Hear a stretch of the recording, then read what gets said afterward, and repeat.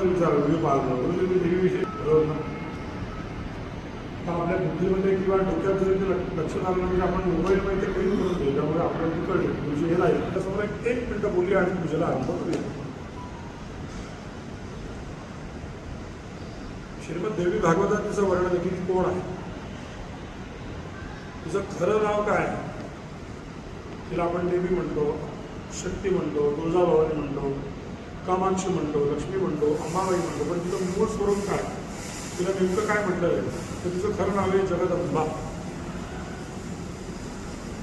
म्हणून पूर्वी फार कंटाळ्या सासवा किंवा कोणी की तिला आपण आलं जगदंबे जरा गप्प वेळ तर हा आपण बरोबर शकतो त्याला आपण जगदंबा म्हणून आहे.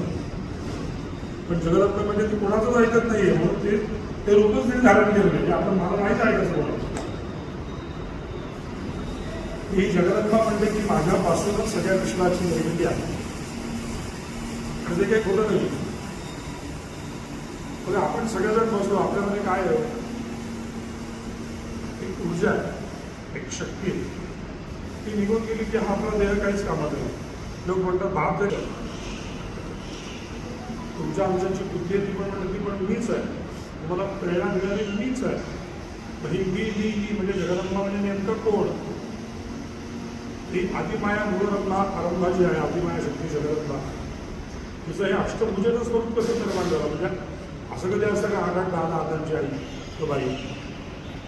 तर आपण सप्तशृंगीला वडीगडावरती गेला तर आपल्याला बघता येईल अष्टादशभुजा 18 हातांची देवी. हे कोणाचे हात आहेत, तिचे हात आहेत. तिचं मूळ स्वरूप कसं आहे, तिचं मूळ स्वरूप परत सांगतो मानव स्वरूपातच सगळ्या देवता आहे.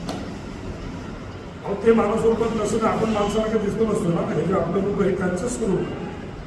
म्हणून तिचं आपले चांगले फिलॉसॉफर म्हणतात तूच आहे तुझं पाशी, बरोबर घेतो, तूच तुझ्यासारखा आहेस, देवताही तुझ्यासारख्याच आहे, त्याला विसरू नकोस. या संसारामध्ये ज्यावेळेला असुर शक्ती उत्पाद होतो किंवा असुर शक्ती माजते, ती कशी माजते तर देवांची उपासना करूनच ती माजते. कंटाळा पाहिजे आपल्याला देणारे तेच. आपण किती आदळ आपण जरी केली तरी आपण या विश्वासाचे राजे होऊ शकत नाही. आज यावनी आक्रमणं जी आपल्याला चाललेली आहेत किंवा पूर्वाभार पद्धतीप्रमाणे आपण म्हणतो अगदी अल्लाहुद्दीन खिलजी वगैरेपासून जर का आपण किंवा मोहम्मद घोरीपासून जर का आपण बघायला गेलो मला तुमच्या धर्माचं आठवण करून देण्याकरता जगदंबेनेच ती यावनी शक्ती प्रबळ केली आणि त्या यावनी शक्तीने तुम्हाला आठवण करून दिली की परत मी जे आहे ते विसरू नका. माणूस माणसाशी वागायला विसरला होता.